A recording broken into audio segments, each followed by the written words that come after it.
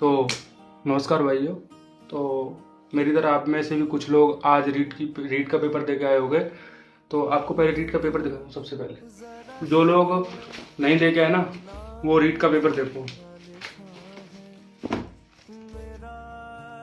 ये रीट का पेपर है। रीट के पेपर में पेज कितने दिए इन्होंने? 64 पेज। 64 पेज दे रखे हैं और क्वेश्चंस की लेंथ देखो। एक पेज में मैक्सिमम से मैक्सिमम 2 क्वेश्चन दे रखे हैं, कई कई पेज में 1 क्वेश्चन दे रखा है।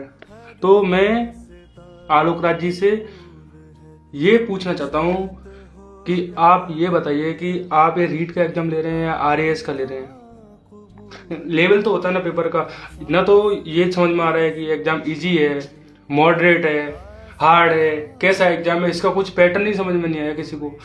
आधे से ज्यादा लड़के, मेरे रूम में कम से कम 5 से 6 लड़के ऐसे थे जिन्होंने पेपर अटेंड नहीं कर पाया, जो ई ऑप्शन भी नहीं भर पाया, वो भी उन्होंने खाली छोड़ दिया था। तो उनकी तो OMR चेक ही नहीं होगी। इस पेपर को पढ़ने के लिए 64 पेज का जो आपने पेपर बनाया है और 2.5 घंटे में ये पेपर सॉल्व करके देना है, पढ़ने में कितना टाइम लग जाएगा इन क्वेश्चनों को? आप एक बार ये तो सोचिए। आपने तो पेपर बना के छोड़ दिया और जो करना करो, आपकी तो रणनीति साबित हो गई। इतनी खतरनाक साजिश तो राजा महाराजा भी नहीं करते थे जितनी आप कर रहे हो लड़कों के साथ। क्या ही बोल सकते हैं आपको। आपको हक है ना कुछ भी करने का, कुछ भी बनाने का। पेपर कैसा भी दे दो, पैटर्न चेंज कर दो, कभी कुछ भी कर दो। सर आप पेपर हार्ड बना सकते थे, हार्ड बना देते ना।